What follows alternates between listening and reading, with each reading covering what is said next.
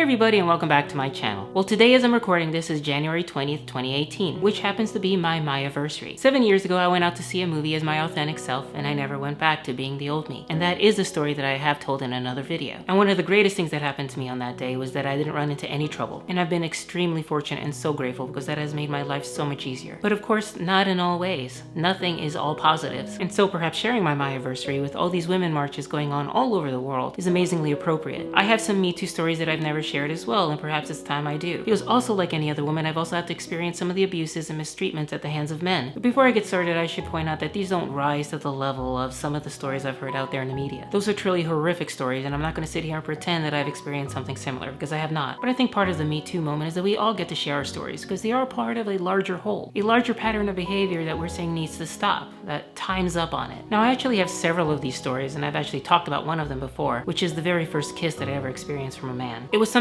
I didn't want, and he basically forced me into it by pulling him closer to me and not taking the cue that I did not want to kiss him. And even though I tried to pull back as hard as I could, he was not letting go. So I did what I think a lot of women do, which is I did the calculus in my head whether it was worth it to keep fighting him or let him do something that I hoped wouldn't lead to anything more. And luckily it turned out okay. I wasn't in any way hurt, even though he tried very, very, very hard to get me to sleep with him. And I think that's part of the root of the problem here, that men are raised to believe that they have to somehow convince women to get sex from them, that we're not going to give it up willingly. And so in that case, they're going to need to do everything within their power to convince us to do it. Of course, for them, that line of what they can do and what they should do is often not that clear and different for each man, and sometimes it can go to very, very dark places. Now, my second story is one I haven't often shared, and it happened at a nightclub. Actually, my next two stories happen at nightclubs, although there is a big difference between the two. The one I'm about to share now happened at a straight nightclub, and the one I'm going to share later happened at a gay nightclub. But at the straight nightclub, one of my best friends asked me to come with her because she was dancing there. So she was going to be on a platform and very scantily clad in front of all these straight men, and of course she herself was lesbian, so she felt a little uncomfortable. And this was still pretty early on for me. I think I was like a year into my transition, and I was very, very inexperienced with how to handle men. So when one came up behind me and put his arm around me, I really didn't know what to do. I was shocked. Something like that had never happened in my entire life. And yeah, a guy putting his arm around you unexpectedly is not the worst thing in the world. I mean, one thing I'll say to that is, guys, you should never touch women you don't know without their permission. I was not this guy's property, and I certainly wouldn't have let him touch me if he'd asked me. And again, I think I did something which a lot of inexperienced women do, which is I started giggling. I didn't know what else to do. It just seemed so absurd, and I was so nervous that that was the only way I can get these emotions out. And he said things like, "Baby, won't you dance with me?" and try to sweet talk me. And again, not the biggest deal in the world, but he would not let go. And I tried to let him know that I was uncomfortable, but he kept holding on and holding on. It actually got pretty absurd after a little while, and I started to get actually a little bit frightened. And that's where things went over the line for me. If he had caught me somewhere down the line a few years later, I just would have told him, "Get your hands off of me."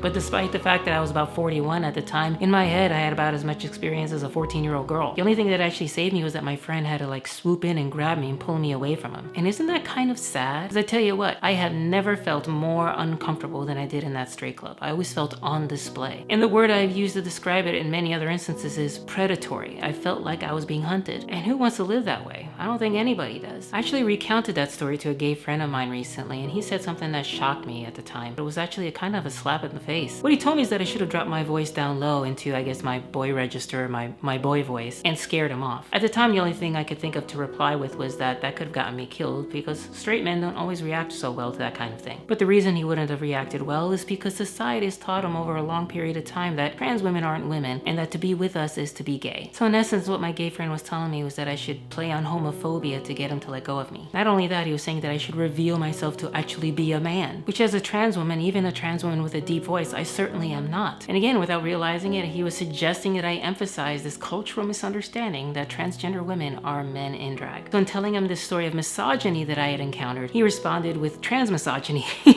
Which is, I think, a great point, that the Me Too movement isn't just for straight men, it's also for gay men, because I've probably been humiliated and manhandled by more gay men than straight men. And no doubt that's partly because I hang out more with gay people than straight people. But having worked in a gay club every Friday for years, every once in a while a gay man would put his hands on me in an inappropriate way. And what do I mean by inappropriate? I mean touching my breasts. And I've seen it happen to other women. I actually saw a gay man touch the vagina of a friend of mine while I was talking to her. Just reach between her legs and grabbed her pussy like our president suggested. Of course, by this point though, I was much more mature in my womanhood. And it happened to me so many times by this point that it was no longer the shock it would have been before. There was that one time a gay guy just reached out and grabbed both of them in the middle of the dance floor. And I told him not to touch me again, and he looked at me and he goes, "But I'm gay." As if violating my body space is an excuse. I mean, where would the line be there? Could he stick his fingers all all the way up my vagina and just simply tell me that he's gay and doesn't mean anything to him? Obviously no. Now 99% of these cases was somebody grabbing me outside of my clothes. But there was that one time somebody actually went a little bit further than that. And I was walking outside in the patio of the bar. I wore a kind of cut off shirt and my bra was sticking out, and some guy took the opportunity to slip his finger right up in my bra and tickle my nipple. And being now well seasoned at this kind of mistreatment, I turned around and just screamed at him. I told him, do not touch me ever again. I'll get you thrown out of this bar. So gay guys, saying, hey, I'm gay is not an excuse. We all have autonomy of our bodies, including women. Just because you're not attracted to that woman's body does not give you the right to violate that autonomy. So those are my Me Too moments. As I said, not the worst things in the world, but unfortunately something I've gotten used to. And I think all women have gotten used to, and I think that is so sad. But hopefully as we speak out, the younger generations will have to deal with less and less of this. That men will learn that there are lines to flirtation, and that just because they've always done it this way doesn't mean that it's right. Anyway, I thought I would end this video with a little bit of music. I haven't done it in a while, and all these depressing stories really make me want to express things.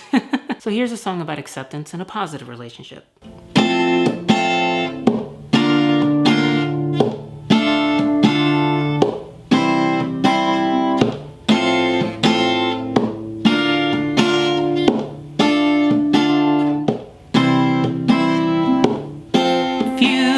Falling, then I would catch you.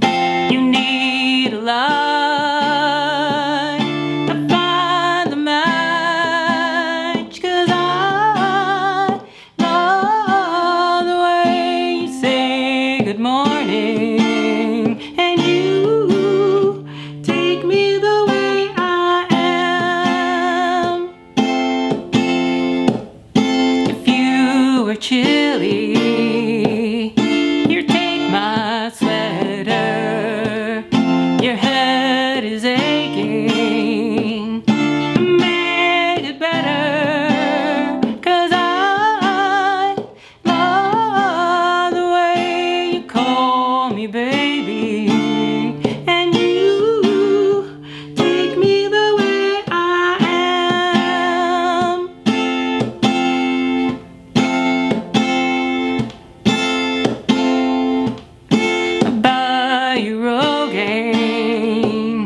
When you start losing all your hair, so on patches to all you tear, 'cause I love you more than I could ever promise, and you take me the way I am, 'cause you take me the way I am, 'cause you take me the way I am.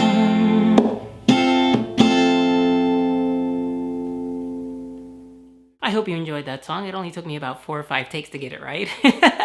I know I certainly enjoyed the message in it of the way I am, accepting somebody for who they are. Because whether we're cisgender or transgender, a woman or a man or anything in between, I think that's all we really want. On that note, like, share, and subscribe, and see you around the interwebs.